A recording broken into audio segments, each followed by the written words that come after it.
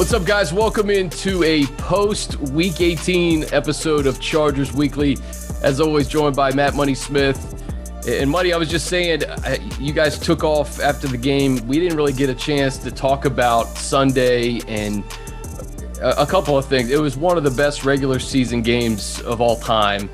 And I know it still stings for Chargers fans, but in the same breath, I think we witnessed one of the great quarterback performances in a loss, maybe ever. I mean, that fourth quarter and overtime was remarkable from Justin Herbert. Yeah, I mean, it's a plug. And look, I work for the Shield, so maybe call me a shill, but it's one of the great things about NFL Game Pass is you can go back and watch the game, the coach's film. You can watch the broadcast. You can watch condensed. They present a number of different options for you to watch the game. And I would encourage any Charger fan and really any football fan to watch what Justin Herbert did. And it's a shame that they lost, because had they won, I don't think anyone still would have been over it. I think today, when we're recording this podcast on a Thursday, the national shows, the NFL Lives, as they preview for the Buffalo Bills game, that they would have been headed to for the playoffs, they would have been talking about how this is one of the greatest individual game quarterback performances that we have ever seen. And I think anybody that looks at the box score and sees an interception and sees a low completion rate, that does not tell the story. And this is like one of the things about calling the game, and I guess to pull back the curtain, when it comes to play-by-play, being a play-by-play person, like you always want to save a little, right? You can't puke all over the game, in the first quarter when they convert a 3rd and long. You have to remember to keep yourself in check. Well, the fourth quarter was so hard to call because every single fourth down was the season. If they don't make the line to gain, the season is over and they are done. If they make the line to gain, they have another opportunity to continue this incredible comeback in the final 5 minutes of the game and advance to the playoffs, where we know they'll be one of the most dangerous teams in the postseason. So it's really hard for me to try to hold back a little bit every time he made one of those throws. And I don't think I did. I assume it's probably a circus of a play-by-play call because of how excited I sound and how much energy I put into every one of those calls. So I kind of felt, to be honest, I felt like I called a bad game. I was like, man, you really did a disservice to that game, screaming and yelling over everything about how excited you were when he was converted. But then I went back and watched all the throws, and I was like, oh no, each one of those is like a touchdown. Each one of those fourth down throws, the spot where he put it, the number of defenders around where he was throwing, the coverages, the pressure that he was getting, they really are. It was, I think he was 4 for 4 on the second touchdown drive. And they're incredible. Like for people that are listening, go watch those throws. It's crazy. Like it really is. And man, it really compounds the pain that they weren't able to close this thing out and advance to Buffalo. Because to me, that's one of those, you faced adversity, you got over the hump, and now you're like, okay, now we're going. And it's such a bummer that it's over. You're right. I mean, if he doesn't convert one of those fourth downs, like we're not having any of this conversation, right? I mean, the game ends in a just a tough 29-22 or 29-15 that the Chargers, they laid an egg. They weren't, they didn't live up to the moment. They dug a hole and couldn't get out of it. They were sloppy. There were a ton of penalties. Like those are the conversations, right? Coaches' decisions. 19 plays, 83 yards in 2 minutes and 6 seconds. Like that drive felt like a quarter in and of itself, right? And tell me about it. I want to talk about just what was going on in the booth. But I go back to the strip sack that Joey Bosa had. Justin Jones was like this close to recovering that ball. That's a sore spot for me because I called it as a recovery because it was right in front of us and he had it. I was on the field right in front of Jones. He had it, and all Parker of a sudden took it away. He didn't. No. And that's what led to the 19-play, 83-yard drive. Like Justin could have had the ball right there and could have had tied it up and maybe, but then who knows? Then maybe the Raiders drive the field and they kick a game-winning field goal and we don't have that incredible overtime where the tie comes into play and Steelers players and fans are freaking out, over the final 1 minute, 20 seconds of this game. There were so many elements to it. It was utter mayhem. It was utter chaos. And I think, one of the reasons why people were so excited about it is, the Chargers it looked like it looked like it was over. It's 29-14. Herbert throws the interception, and it's just like, oh man, they did it. The Houston game, they picked another just huge opportunity to get into the playoffs to not play their best. And it's too bad, especially after they had scored 14 straight. They were going to get the ball at the start of the third quarter, maybe with an opportunity to go up 21-10. Instead, stupid pass interference penalty, that ridiculous 3rd and 21 conversion from the Raiders, or 3rd and 23, whatever it was. How that was allowed to happen is again, you'll twist your brain into a pretzel trying to relive these plays. But there's just so much in that game. So to have Herbert grab the team by the back of their neck and just drag them into overtime it's something that I could watch over and over and over again and never get tired of it. I just wish the end of the game would have been a Charger victory in overtime. And that's what it was. It was like almost set up like you can't convert 6 fourth downs, and you can't have a 19-play, 83-yard drive. You can't have a 4th and 21 and a touchdown to Josh Palmer and not win the game after that. And just everything that went down. And I know it's been talked about for days and days, but like, I want to peel back the curtain in the booth, because you've covered and called so many of these wild games this year. Like the Cleveland game was insanity. Pittsburgh. The Pittsburgh game was insane. I'm missing probably 2 or 3 others that were just. Well, just think about the Washington drive. The first game of the year. Where they iced they iced it. Then they iced it again in Kansas City with a 6.5-minute drive. 4 turnovers against the Chiefs. Yet somehow Kansas City has a lead in the fourth quarter. The Thursday night game against Cincinnati with all the 4th downs that weren't converted into points. Yet they're still in the game until the very end. Like it was, went into overtime. Like they're. And I think that's. How about the Bengals game where they're up, right, and all of a sudden they were about to lose the lead, and then they win by 19. It was like 2 games in 1. Yeah, it's been a fun year. It's been a lot of fun, and I think I thought Brandon Staley said something that was it summed it up perfectly in his press conference yesterday. I wish I could give credit to the beat writer that asked the question, but they asked about whether or not this team was talented enough. Did he think he had enough talent to win in the postseason? And it was a great answer by Coach Staley. He said, I don't like that word. Of course we're talented, but the difference is, are you a championship team? Have you attained the championship level of play that you need to have in order to take that next step? And he said, and those are the kind of questions that you have to do some self-analyzation and figure out, are you a championship team? Do you have what it takes to get the stops when you have to get them, to get the wins when you have to get them, and I think the answer for this team is no. I think the 3rd and 4, we all knew Josh Jacobs was getting that ball. We knew damn well that Rich Bisaccia was not going to let Derek Carr drop back. Not with that offensive line, not with a strip sack or on the drive at the end of regulation that allowed the Chargers to get the ball back and tie this thing up. And it's coming, and they know they're bringing it to you. And instead of, even if you let them get a first down by a half yard, okay, now it's 54-yarder. You bang your second time out and you got 35, 40 seconds left in the game. And if you miss it, Chargers got to complete 1 Justin Herbert pass, 2 Justin Herbert passes, and now they're looking at a 50-yard field goal for the win. So my guess is, if it's a Daniel Carlson 59-yarder, 56-yarder, I think they punt, and I think that's the difference from championship to really, really, really good, is when you knew it was coming, just the execution wasn't there. And when he rips it off for 10 yards and it's a 47-yarder, well, then of course you're going to try the field goal and not punt. First year of this program, they go 9-8, and it's just a shame that we're not going to see Justin Herbert play playoff football, because I tell you what, I don't care if it's 0 degrees or 10 degrees or whatever it's supposed to be in Buffalo Saturday night. Justin Herbert versus Josh Allen would have been must-see TV on CBS Saturday night. But you look at it, and they beat 5 playoff teams this year. It's the first year under Coach Staley. They have the second most cap space in the NFL going into free agency. They have 11 draft picks.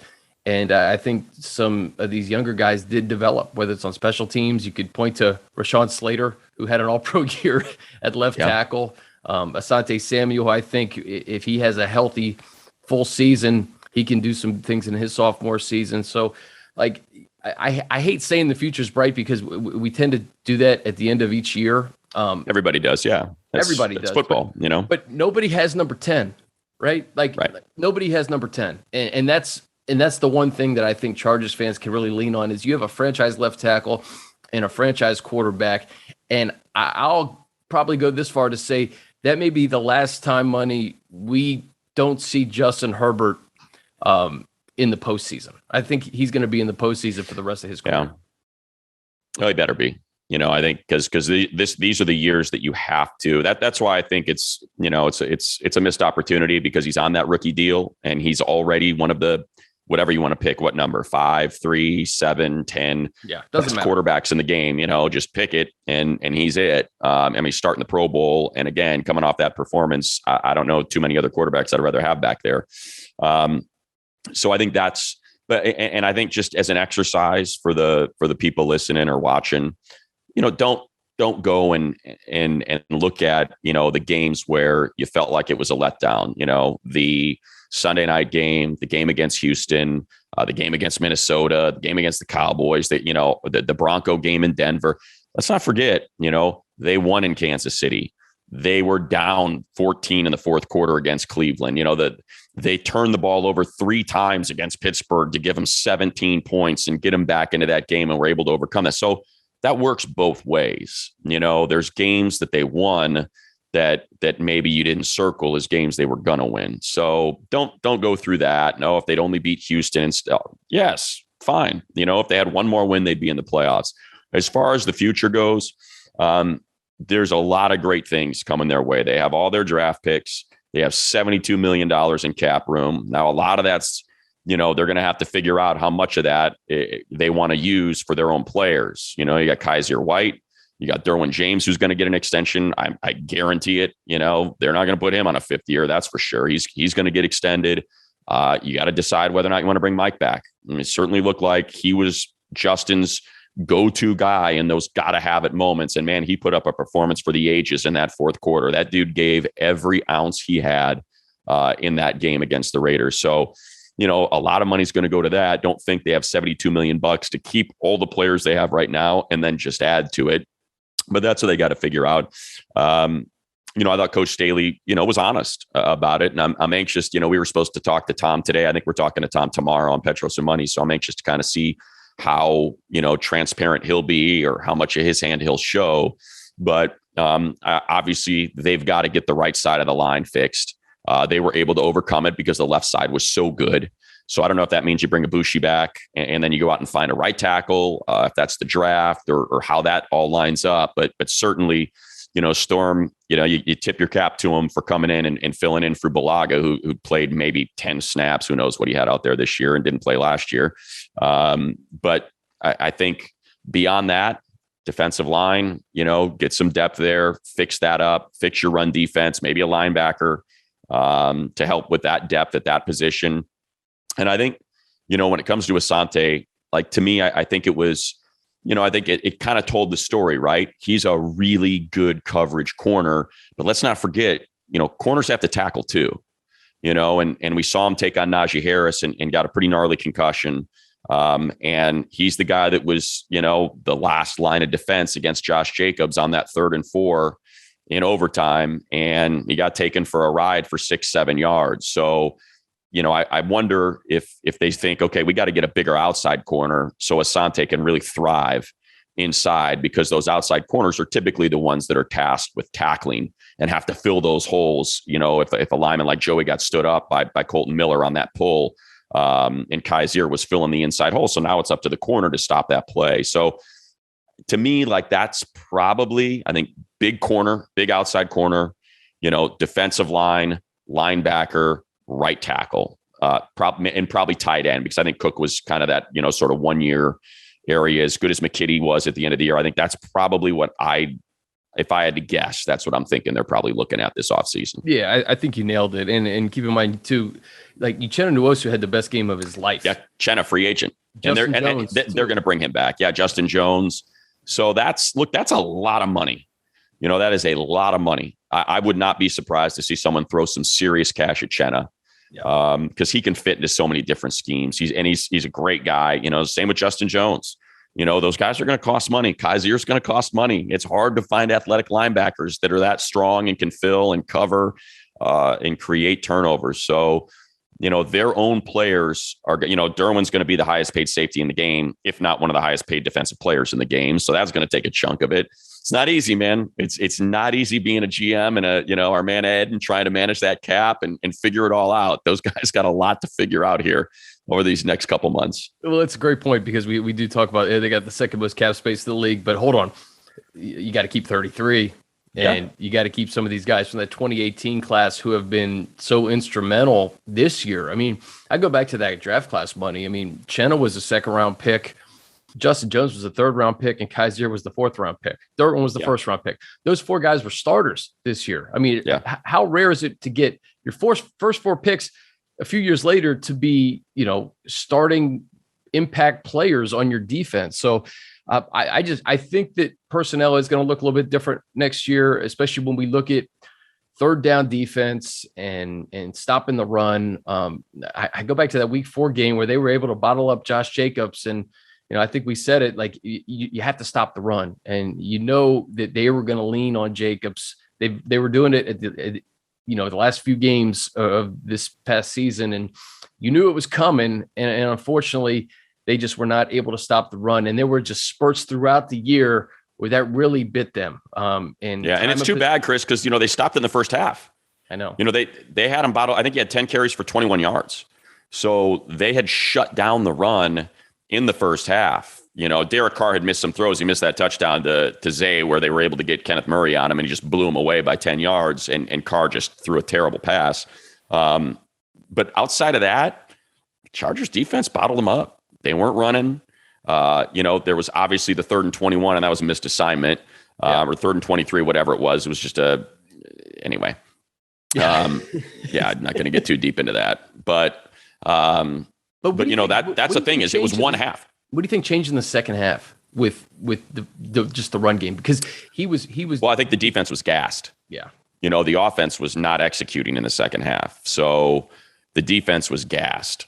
To me is what it was, and I think and it was just weird. It was like they were getting pressure on Carr, and he was just kind of dinking and dunking. Like the Raiders off. So think about this, right? They drive right down the field, but the defense holds. They kick a field goal. Their first touchdown comes on the fumbled punt return from Roberts. So now it's 10-0. Then the Chargers score 14 unanswered. And then they got the 3rd and 23. Yeah. And they get them off the field. They've got all 3 timeouts, and they've got, I think the 2-minute warning had already passed.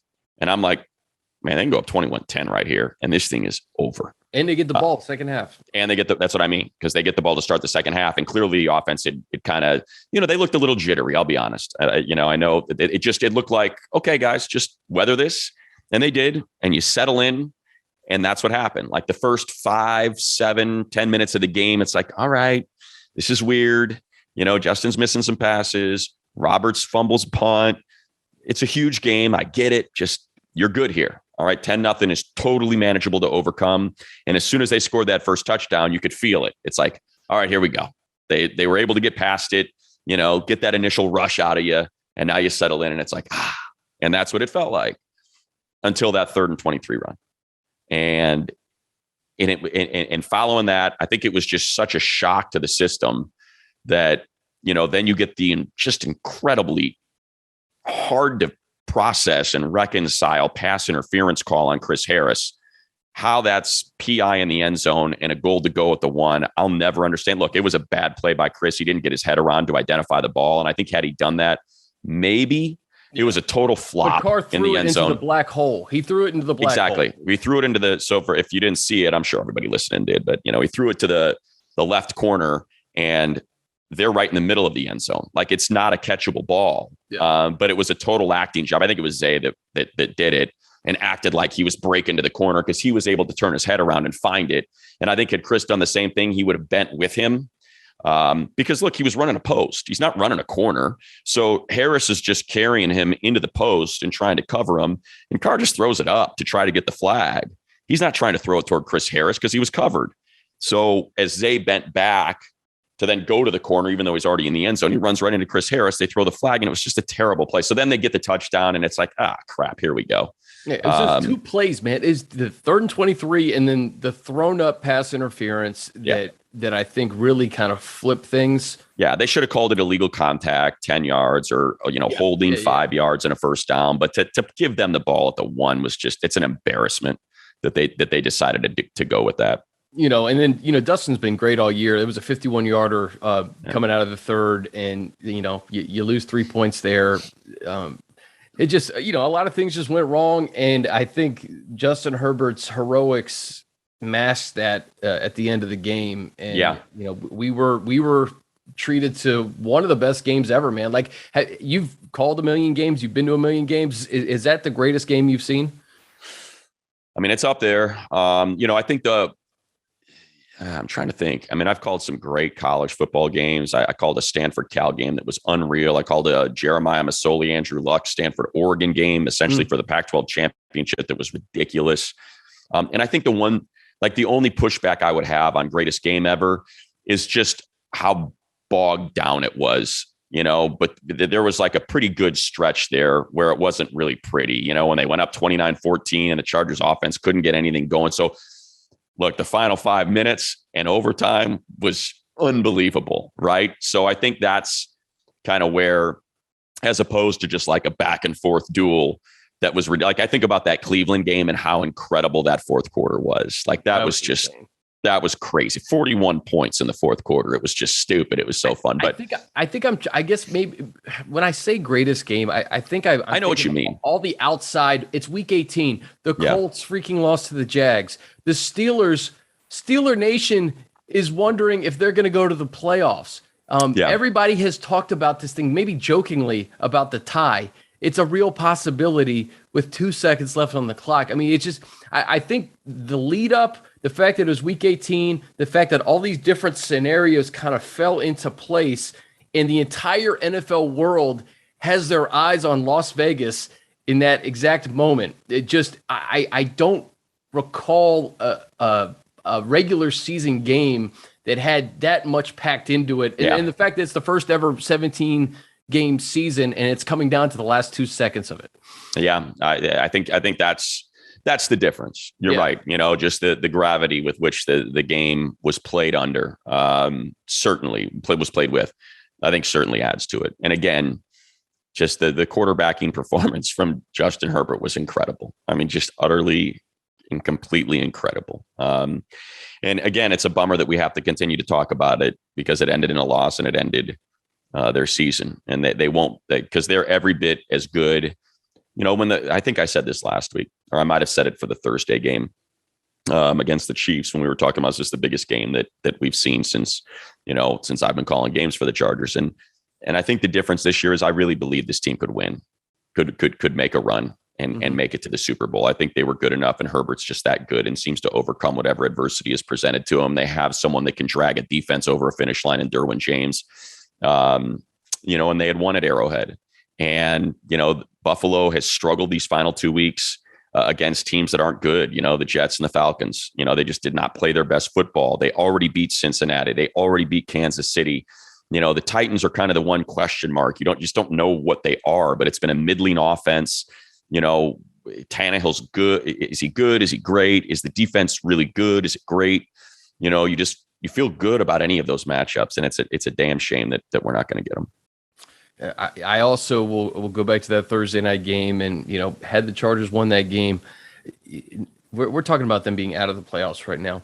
They could have easily been the number 1 seed in the AFC had they won that game. Just changed the trajectory. They were in the driver's seat for the division, and listen, there's so many. As I said though, it's such a tough exercise, Chris, because they've so easily could have lost that game to the Browns. They easily could have lost that game to the Chiefs at Arrowhead. Eagles. The Eagles game, right? So there's again, I think it's you'll go crazy asking yourself, how did this team lose to the Texans? In week 15 or week 16, how did that happen? And look, Texans almost knocked off the Titans, and the Titans didn't have COVID issues, and yet that game was in the balance in the final 3 minutes. So they're NFL teams. They're all talented. The Jags beat the Bills 9-6. The Jags ended the Colts season and they showed nothing for 8 weeks straight. So it happens, these losses happen. It's why in the NFL, it's what makes it the best sport in the world is there are no free passes. If you stumble, it's probably going to come back to get you. And that's unfortunate. It's, the Colts started 0-3.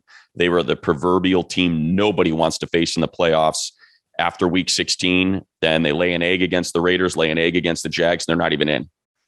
Imagine what they're thinking in Indianapolis. I mean, they are cruising, and they lose at home to the Raiders, and they lose in Jacksonville. All they had to do was beat the Jags, and they're the 5 seed, and they're out of the playoffs and played horribly.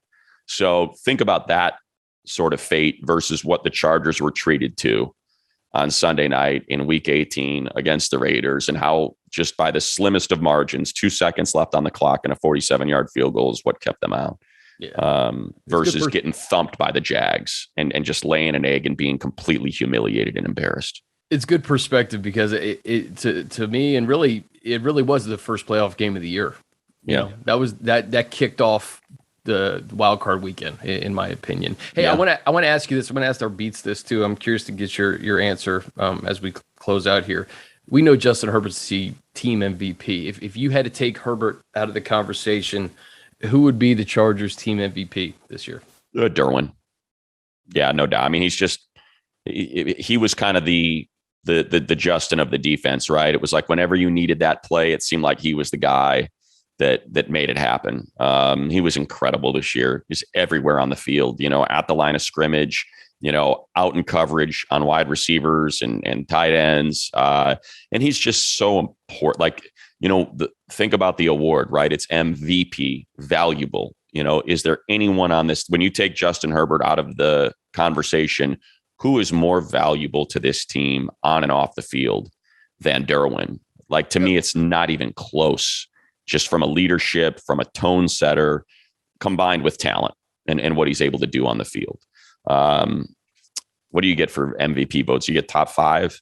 I think if you're going through it all, like not very far behind, and it's really someone that we have not mentioned enough this year is Eckler. Eckler had one of the great running back seasons we've seen in recent years. I mean, 20 touchdowns, 8 receiving touchdowns. Nearly 5 yards per carry, 1,500 plus scrimmage yards, 12 touchdowns rushing. Like he is an absolute nightmare to scheme up when you're a defensive coordinator. No doubt about it. What he can do, running the ball, catching the ball out of the backfield, pass protection, full service back. So LT, the only other back to have 20 total touchdowns or more in franchise history. I mean, when you're doing the superlatives it's funny when you're calling the game and you get the superlatives on Austin, and it's like only he and Marshall Faulk have had more than one season of 8+ receiving touchdowns. That's it in NFL history. Yeah, right. Austin Eckler and Marshall Faulk, who's a Hall of Famer. And then you find out that what was the other one, to the 25 whatever receiving touchdowns in first 5 years. It's like it's him, it's James White, it's Brian Westbrook. I can't remember who else it is, but it's just it's ridiculous when you see the company that he's in. So that's probably that would be my number 3. I'd go Herbert, Derwin, Austin is my top 3 guys. Yeah, I'd give an honorable mention to Corey Linsley and what he brought to that offense. No doubt. Well, Slater. And Slater. I mean, but Linsley being the kind of like the quarterback of the line, and I think he was huge. He was the best center in the game this year. I think he helped Justin get to where Justin got in year 2. I mean, there's a lot of different dudes you could talk to. I mean, and the fact that we have 2 1,000-yard receivers too, Money. Right. I mean, like Mike's performance put him ahead of Keenan in terms of receiving yards this year. Keenan broke his own receptions franchise record with 106. So there was a lot of, I thought offensively, I give Joe Lombardi a lot of credit. Offense was great. Offense was great this year. And I think as this thing rolls on, this Cheesecake Factory New Orleans playbook, I think Justin's going to digest a little bit more of it. And, we'll see some more fireworks in 2022, man. But listen, I wish we were going to 0 degree Buffalo. this Saturday. So do I. You know, I wish I would have layered up. Would have been on a plane. Would have gotten some wings at the old Anchor Bar, and would have been a real exciting Saturday night, buddy. No doubt. I would have loved to have thrown it to Shannon on the sideline, knowing she had to stand outside in 0-degree weather while DJ and I were in a heated booth. Nothing I enjoyed more than that. You know what's funny about that? I'll never forget. It was the 2018 season. Shannon was down there. It was like it couldn't have been more humid and like disgusting out in September, and she was like, I can't believe I got to be down here for this. Think about how life changes in 3 years in a few months. Yeah. Exactly. 100%. You know, Miami was a swamp when she was down there. And I think it was, in Buffalo was a swamp. It was so hot that day. It was week 2. It was week 2. Exactly. And then it comes to 0 and there's 6 inches of snow on the field and it's a complete different story. But I think this team would have played well in the snow, in the cold. Just, you know, Justin's strong arm. And, you know, that's what Josh Allen is, right? He's built for that weather, to cut through the wind, to cut through the cold. And get that thing going, keep the passing game up and going. But hey, here we are. We're talking about next year. You know, talking about who are they going to draft and who are they going to sign. And hey, Derwin was the 17th pick. You know, let's see if they can make some magic again. Maybe Jordan Davis going to be there out of Georgia or something like that. Nakobe Dean maybe going to be there. You know, defensive line, linebacker, something along those lines. So there'll be a good player there. And you know, Tom Telesco's done such a good job. Just look at this class you talked about. You know, that 18 class, you know, how about this class? You know, you got your all pro left tackle. You got a corner that, you know, is going to be a starter moving forward. Trey McKinney looks like, you know, he's going to be good. He's going to grow in step 2. Yeah. He's going to grow into a full service tight end. He's already nasty when he's attached.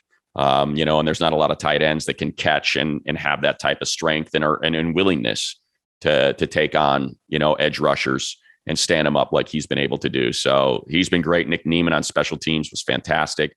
You know, I think one of the guys and undrafted, you know, Eamon and what Ogbongbemiga was able to do when pressed in to duty. So there's some good players in this class as well that I'm gonna be excited to see in year 2. Plenty of draft capital too, to move up or, you know, parlay some of this stuff. I don't think anything's off the table for this offseason when it comes to developing and adding more personnel to the Chargers. So, hey, we're not going anywhere. Just because the season's over doesn't mean Chargers Weekly ends. It's a year-round deal. I mean, it is called Chargers Weekly, so it's not called Chargers Weekly in season. Weekly in season, exactly. So, Buddy's going to stick around. We're going to talk combine, draft, Senior Bowl, all that fun stuff in the coming weeks, but we appreciate you guys rolling with us throughout 100%. This fun, crazy 2021 season. We'll see you next Thursday. For Money, I'm Chris.